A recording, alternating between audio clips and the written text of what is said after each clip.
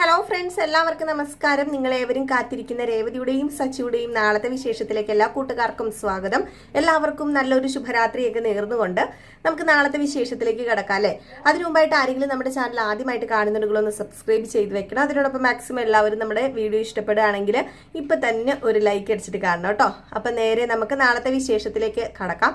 അങ്ങനെ നമ്മുടെ ചന്ദ്ര എങ്ങനെ സച്ചിനെ രേവതിനെ വെളിയിൽ ചാടിക്കും? ഒരു കാരണം കണ്ടെത്തിയേ പറ്റൂ. അങ്ങനെ എന്തോ ഒരു കാരണവും നമ്മുടെ ചന്ദ്ര കണ്ടെത്തിയിട്ട് ഭാമയോട് പറയുകയാണ്. അവരവിടെ നിന്ന് കഴിഞ്ഞിട്ടുണ്ടെങ്കിൽ ശ്രുതിയും പക്ഷയും അവിടെ നിന്ന് ഇറങ്ങിപ്പോകും. അവരിറങ്ങിപ്പോയി കഴിഞ്ഞിട്ടുണ്ടെങ്കിൽ പിന്നെ എന്താ സംഭവിക്കുക? നമ്മുടെ ചന്ദ്രയ്ക്ക് കോടീശ്വരിയാകാൻ പറ്റൂലല്ലോ. കോടീശ്വരിയായ മരുമക്കളെയാണല്ലോ വേണ്ടത് ചന്ദ്രയ്ക്ക്. അപ്പം അതുകൊണ്ട് തന്നെ എങ്ങനെയെങ്കിലും ഒഴിവാക്കിയേ പറ്റൂ എന്ന് പറയാം. അപ്പൊ നമ്മുടെ ഭാമ ചോദിക്കുന്നുണ്ട്, എന്തൊക്കെയായാലും നിന്റെ മകനല്ലേ സച്ചി, നിനക്ക് അങ്ങനെ പെട്ടെന്ന് ഒഴിവാക്കാൻ എന്നൊക്കെ പറഞ്ഞു കഴിഞ്ഞാല് അവൻ എന്ന് എന്റെ വയറ്റ് ജനിച്ചോ അന്ന് തുടങ്ങിയ കഷ്ടകാലമാ, നിനക്കറിയാമോ?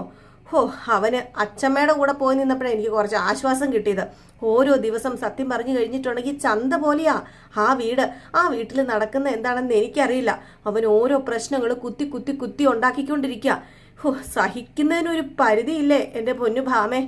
ഇന്നൊരു പ്രശ്നമാണെങ്കിൽ നാളെ വേറൊരു പ്രശ്നം, പിന്നെ വേറൊരു പ്രശ്നം. വെറുതെ വെറുതെ വെറുതെ പ്രശ്നങ്ങൾ ഉണ്ടാക്കിക്കൊണ്ടിരിക്കുന്നു. പിന്നെ രേവതിയുടെ കാര്യം അറിയാലോ. അവൾ ഈ ദാരിദ്ര്യം പിടിച്ച കുടുംബത്തിൽ നിന്ന് വന്നതുകൊണ്ട് ഈ വഴക്കും കൂട്ടായ്മയൊന്നും അവക്ക് വലിയ പ്രശ്നമൊന്നും അല്ലായിരിക്കും. പക്ഷെ അങ്ങനെയാണോ ശ്രുതിമോളും വർഷയും? അവര് നല്ല സ്റ്റാറ്റസ് ഉള്ള കുടുംബത്തിൽ നിന്ന് വന്നതല്ലേ. അപ്പൊ പിന്നെ അതിൻ്റെതായ സ്റ്റാറ്റസ് നമ്മൾ കീപ്പ് ചെയ്യണ്ടേ? അതുകൊണ്ടാ ഞാനൊരു കാര്യം തീരുമാനിച്ചത്. അതേതായാലും ഇനി ചെയ്തിട്ടേ ഉള്ളൂ എന്നൊക്കെ പറയാണ്. എന്നിട്ട് നേരെ നമ്മുടെ ഭാമയോട് കുറെ കുറ്റവും കുറവും ഒക്കെ പറഞ്ഞിട്ട് നമ്മുടെ ചന്ദ്ര വീട്ടിൽ പോകുന്നു. പിന്നെ കാണിക്കുന്നത് നേരെ സീൻ എന്ന് പറഞ്ഞാൽ നമ്മുടെ രേവതി കിച്ചണിൽ ഓരോ പരിപാടിയൊക്കെ ചെയ്തുകൊണ്ടിരിക്കുകയാണ് കേട്ടോ. അപ്പോഴാണ് നേരെ ചന്ദ്ര കയറി വന്നിട്ട് ചന്ദ്രേ കയറി വന്നിട്ട് എന്തിനാണ് ചന്ദ്രനെ വിളിക്കുന്നത്?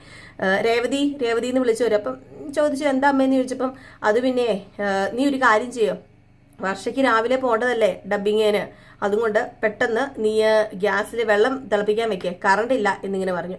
അപ്പം പറഞ്ഞു, അമ്മേ രാവിലത്തെ ബ്രേക്ക്ഫാസ്റ്റ് ഒന്നും ആയിട്ടില്ല, ഇപ്പം വെള്ളം തിളപ്പിക്കാൻ വെച്ച് കഴിഞ്ഞിട്ടുണ്ടെങ്കിൽ സമയത്ത് ബ്രേക്ക്ഫാസ്റ്റ് കൊടുക്കാൻ പറ്റുമോ? നിന്നോട് പറഞ്ഞത് നിനക്ക് ചെയ്താൽ പോരെ? അവക്ക് രാവിലെ പോകേണ്ടതാ. അവളെ ഇവിടെ വീട്ടിൽ ഹീറ്ററും അതും ഇതും ഒക്കെ ഉള്ളതാ. അവള് പെട്ടെന്ന് വെള്ളമൊക്കെ തിളപ്പിച്ച് അങ്ങനെ തിളപ്പിച്ച വെള്ളത്തിൽ തന്നെ കുളിച്ച് ശീലിച്ച പെൺകുട്ടിയാ. അപ്പൊ പിന്നെ അതൊന്നും പറഞ്ഞാൽ നിനക്ക് മനസ്സിലാവില്ല. പെട്ടെന്ന് വെള്ളം തിളപ്പിക്കാൻ വെച്ച് ഇനിയിപ്പം ബ്രേക്ക്ഫാസ്റ്റ് അതൊന്നും കഴിക്കാതെയല്ലേ അവരിപ്പോ പോകുന്നത്. അതുകൊണ്ട് നീ ഒരു കാര്യം ചെയ്യേ, പെട്ടെന്ന് വെള്ളം വെക്കാൻ പറഞ്ഞു. അമ്മേ അതെങ്ങനെയാ അമ്മേ ശരിയാകുന്നത്? ഇവിടെ ബാക്കിയുള്ളവർക്ക് ആഹാരം കഴിക്കണ്ടേ? രേവതി നിന്നോട് പറയുന്നത് നീ ചെയ്യാൻ പറഞ്ഞു. ഏതായാലും വെള്ളം തിളപ്പിക്കാൻ വെച്ച ഉടനെ തന്നെ നമ്മുടെ വർഷ അങ്ങോട്ടേക്ക് വന്നപ്പോഴത്തേക്കും രേവതി പറഞ്ഞു, അതെ വർഷയെ വെള്ളം തിളപ്പിക്കാൻ വെച്ചു, വെള്ളം തിളച്ച് കിടക്കുകയാണ്, നീ ഒരു കാര്യം ചെയ്യുക, അത് എടുത്തോണ്ട് പോയി കുളിച്ചോളാൻ പറഞ്ഞു. അപ്പൊ നമ്മുടെ വർഷ അത് എടുത്തോണ്ട് പോയി കുളിക്കാൻ വേണ്ടി അതിങ്ങനെ എടുത്തപ്പോഴത്തേക്കും, അയ്യോ ഇതെന്താ കാണിക്കുന്നത് വർഷമോളെ, നീ അതവിടെ വെക്കുക, നിനക്കിതൊന്നും ചെയ്ത് ശീലമില്ലല്ലോ, രേവതി അതെല്ലാം ചെയ്തു തന്നോളും, രേവതി അതെടുത്തോണ്ട് വെച്ചേ, അതുകൊണ്ട് വെച്ച് കൊടുത്തേ എന്നിങ്ങനെ പറയാണ്. അങ്ങനെ നമ്മുടെ രേവതിയാണ് ആ വെള്ളമൊക്കെ ഒഴിച്ചുകൊണ്ട് കൊടുക്കുന്നത്.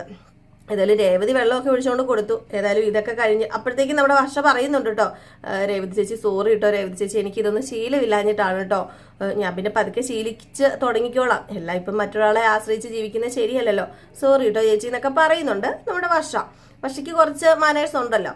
ഏതായാലും ഇത് കഴിഞ്ഞിട്ട് നമ്മുടെ രേവതി നേരെ റൂമിനകത്തേക്ക് ചെല്ലുന്നു. എന്നിട്ട് സച്ചിയോട് ചോദിക്കുകയാണ്, അല്ല സച്ചിയേട്ടാ തുണി വല്ലതും നനച്ചിടാനുണ്ടെങ്കിൽ ഞാൻ നനച്ചിട്ടോളാം, തുണി വല്ലതും ഉണ്ട് എടുത്ത് വെക്കാൻ പറഞ്ഞു. അപ്പോൾ എടുത്ത് വെക്കാൻ രേവതി എന്ന് പറഞ്ഞു.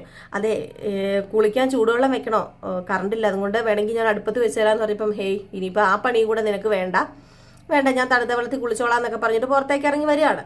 ഇറങ്ങി വന്നൊക്കെ കഴിഞ്ഞ് നമ്മുടെ രേവതി ആട്ടോ പുറത്തേക്ക് ഇറങ്ങി വരുന്നത്. പുറത്തേക്ക് ഇറങ്ങി വന്നു കഴിയുമ്പോഴത്തേക്കുമാണ് പെട്ടെന്ന് നമ്മുടെ ശ്രുതി കയറി വരുന്നത്. ശ്രുതി കയറി വർക്കൗട്ടിന് പോകാൻ വേണ്ടി തുടങ്ങാം. അപ്പോഴത്തേക്ക് ശ്രുതി, അമ്മേ ഒരു കാര്യം ചെയ്യണം കേട്ടോ, എനിക്ക് കുറച്ച് ചൂടുവെള്ളം വേണം, എനിക്ക് വർക്കൗട്ട് ചെയ്ത് കഴിഞ്ഞ് കുളിക്കാനുള്ള നല്ല ചൂട് വെള്ളത്തിൽ കുളിച്ചാലും ഒരു ആശ്വാസം ഉള്ളൂ, അതുകൊണ്ട് ചൂടുവെള്ളം വേണമെന്ന് പറയുമ്പോഴത്തേക്കും രേവതി അതിനകത്ത് വെള്ളം തിളപ്പിച്ചത് കിടപ്പില്ലേ, ശ്രുതിക്ക് കുളിക്കാനുള്ള വെള്ളം അതിനകത്ത് കിടപ്പുണ്ടെങ്കിൽ നീ ഒരു കാര്യം ചെയ്യാം, ആ തിളച്ച വെള്ളം എടുത്ത് ഇവന് കൊടുക്കാൻ പറഞ്ഞു. ഇത് കേട്ട് കഴിഞ്ഞപ്പോഴത്തേക്കും നമ്മുടെ രേവതി പറഞ്ഞു, അയ്യോ അമ്മേ ഞാൻ എടുക്കില്ല, ഞാൻ വെള്ളം തിളപ്പിച്ച് കൊടുക്കില്ല, അതിന്റെ കാര്യം എനിക്കില്ല, അറിയാലോ ഞാൻ ശ്രുതിക്ക് വേണ്ടി ഒന്നും ചെയ്യില്ല എന്ന്. ഇത് കേട്ടോണ്ട് ചന്ദ്ര പറഞ്ഞു, അതെന്താടി ശ്രുതിക്ക് വേണ്ടി എന്തെങ്കിലും ചെയ്താല് അവനെന്താ വല്ല തൊട്ടുകൂടായ്മയുണ്ടോ? എന്താ നീ അവന് ഒന്നും ചെയ്തു കൊടുക്കില്ല എന്നൊക്കെ പറയുന്നത്? അതെ, അവരും ഈ വീട്ടിലൊരു അംഗം തന്നെയാ. അവന് മര്യാദയ്ക്ക് വെള്ളം എടുത്തോണ്ട് ഒഴിച്ചു കൊടുക്കാൻ പറഞ്ഞു. രേവതി കർശനമായിട്ടും പറഞ്ഞു ചെയ്യില്ലെന്ന്. അപ്പൊ ഇത് കേട്ടോണ്ട് സച്ചി ഇറങ്ങി വന്നിട്ട്, ഇവിടെ എന്താ പ്രശ്നം? അല്ല, ഞാനൊരു കാര്യം ചോദിച്ചോട്ടെ, ഇവിടെ ഞാൻ മാത്രമാണോ കല്യാണം കഴിച്ചൊരു പെണ്ണിനെ കൊണ്ടുവന്നത്, അതോ മറ്റു രണ്ടുപേരും കല്യാണം കഴിച്ച പെണ്ണുങ്ങളെ അല്ലേ ഇങ്ങോട്ട് കൂട്ടിക്കൊണ്ട് വന്നേക്കുന്നത്? ഒരു സംശയം ഞാൻ ചോദിക്കാം. എല്ലാം അവള് ചെയ്യ ഇവള് ചെയ്യ എന്ന് പറയേണ്ട കാര്യമുണ്ടോ? അതെ, അവളെ ഇവിടെ മാടിനെ പോലെ ഇട്ട് പണിയെടുപ്പിക്കാനല്ലേ ഞാൻ അവളെ ഇങ്ങോട്ട് കെട്ടിക്കൊണ്ട് വന്നത്. പിന്നെ അവളുടെ ആ ഒരു എന്താ പറയുക, ഔദാര്യമായിട്ട് നിങ്ങൾ ഇതൊക്കെ കണക്കാക്കിയാൽ മതി. അതിൽ കൂടുതലൊന്നും കണക്കാക്കണ്ട. അവളോട് ആജ്ഞിക്കാൻ നിങ്ങളാരാ? നിങ്ങൾക്ക് വേണമെങ്കിൽ നിങ്ങൾ ചെയ്യുക. ഇവനൊരു ഭാര്യ ഉണ്ടല്ലോ, ആ ഭാര്യയോട് പറ. അത് പിന്നെ അവക്കെ ബ്യൂട്ടി പാർലറിൽ പോകാനുള്ളതാ, ഇവളെ പോലെ വീട്ടിൽ ഇരിക്കല്ല എന്നിങ്ങനെ ശ്രുതി പറഞ്ഞപ്പോഴത്തേക്കും, നിർത്തടാ, നീ എന്താ പറഞ്ഞത്? ഇവള് ചുമ്മാ വീട്ടിൽ ഇരിക്കുവന്നോ? നീ ആരോടാ ഈ സംസാരിക്കുന്നത്? ഇവള് ചുമ്മാ വീട്ടിൽ ഇരിക്കുവൊന്നുമല്ല. ഈ വീട്ടിൽ എന്തൊക്കെ പണിയുണ്ടെന്ന് നിനക്ക് അറിയാമോ? ഓ, പാർലർ അമ്മയ്ക്ക് പിന്നെ പാർലറിൽ അങ്ങ് പോയ കാര്യങ്ങളങ്ങ് അവസാനിക്കൂലോ.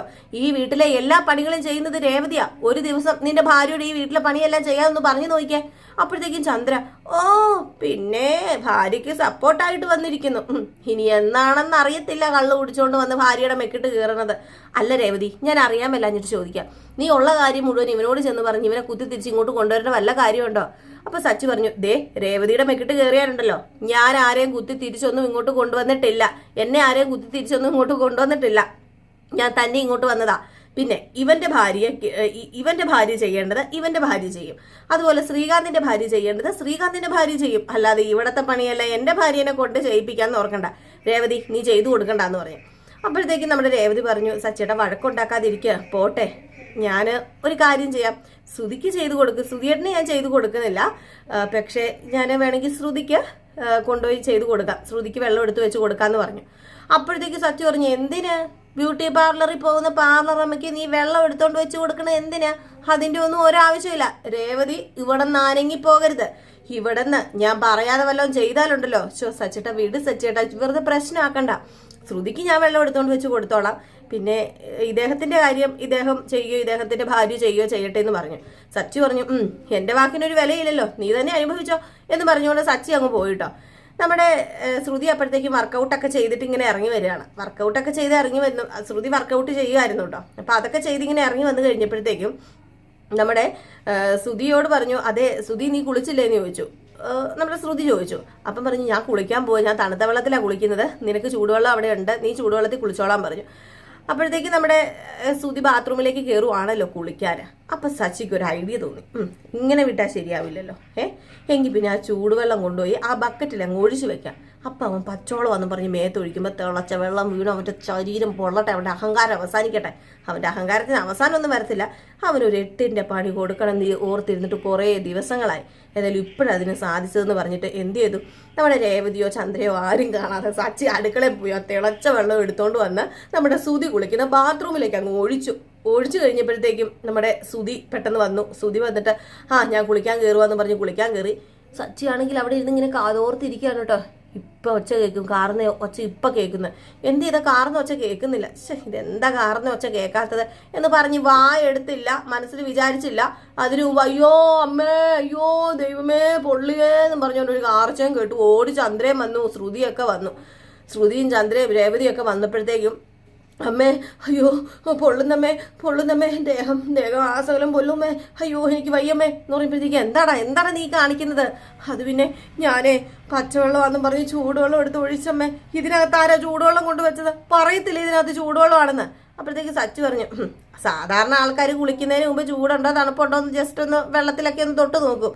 നീ എന്തിനാ തൊട്ട് നോക്കാതെ കുളിച്ചത്? അതുകൊണ്ടല്ലേ പൊള്ളിയത്. അപ്പോഴത്തേക്കും ആണെങ്കിൽ നമ്മുടെ ചന്ദ്ര, ആരാ ഈ പണി ചെയ്തത്? രേവതി, നീയാണോ? അപ്പോഴത്തേക്കും സച്ചു പറഞ്ഞു, അവളൊന്നും അല്ല ഈ പണി ചെയ്തത് ഞാൻ തന്നെയാ. ഇവനൊരു പണി കൊടുക്കണം എന്നോർത്തിരിക്കുമായിരുന്നു. അപ്പം വർഷമല്ല ശ്രുതി ഇങ്ങ് വന്നിട്ട്, നിങ്ങൾ എന്താ കാണിച്ചത്? നിങ്ങൾ എന്ത് പരിപാടിയാണ് കാണിച്ചത്? നിങ്ങൾക്ക് മനുഷ്യത്വം ഉണ്ടോ? എനിക്ക് മനുഷ്യത്വം തീരെയില്ല. അല്ല, പാർലറേടത്തേക്ക് മനുഷ്യത്വം ഉണ്ടെങ്കിൽ കുറച്ച് മനുഷ്യത്വം തന്നാൽ ഞാൻ സ്വീകരിക്കുന്നതാണ്.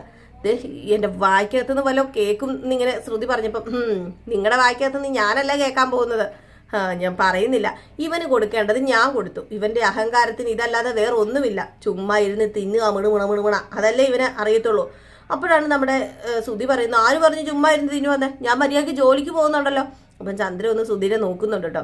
ഏതായാലും ലാസ്റ്റ് നമ്മൾ ചന്ദ്ര പറഞ്ഞു ഇവനോട് പറഞ്ഞിട്ട് കാര്യമില്ല, ഇവൻ ഇങ്ങനെയാ, ഇവനെ തോന്നിമാസം മാത്രമേ കാണിക്കത്തുള്ളൂ, ഇതിന് നോക്കിക്കോ ഒരു പരിഹാരം ഞാൻ ഉണ്ടാക്കണുണ്ട്, നോക്കിക്കോ നീയും നോക്കിക്കോടി, നീയും നോക്കിയിരുന്നോടി, ഇതിനൊക്കെ ഞാൻ ഒരു പരിഹാരം ഉണ്ടാക്കണുണ്ടെന്നൊക്കെ പറഞ്ഞിട്ട് ചന്ദ്ര ശ്രുതിയോട് പറഞ്ഞു മോളൊരു കാര്യം ചെയ്യുക, അവന് കുറച്ച് തേൻ വെള്ളം എടുത്ത് പെരട്ടി കൊടുക്കാൻ പറഞ്ഞപ്പോൾ അയ്യോ ഒരു കുപ്പി തേൻ മതിയാവില്ലല്ലോ അമ്മേ, അല്ല ശരീരം മൊത്തം പൊള്ളിയതാണല്ലോ, അപ്പം തേനിൽ കുളിപ്പിച്ച് കിടത്തണമായിരിക്കും എന്നൊക്കെ ഇങ്ങനെ കളിയാക്കി നമ്മുടെ സച്ചി പറയാ.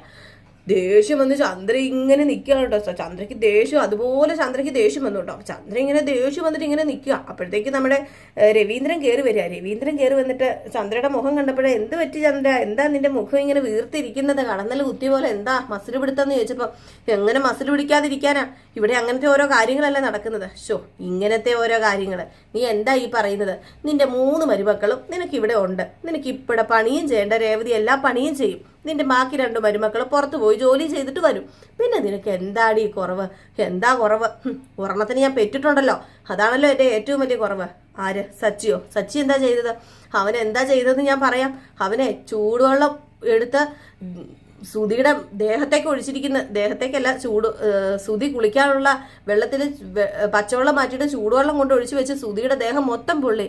ആര്, സച്ചിയോ? സച്ചി, അല്ലാതെ പിന്നെ ആരാ അതൊക്കെ ചെയ്യുന്നത്? എന്നിട്ട് അവൻ സമ്മതിച്ചോ?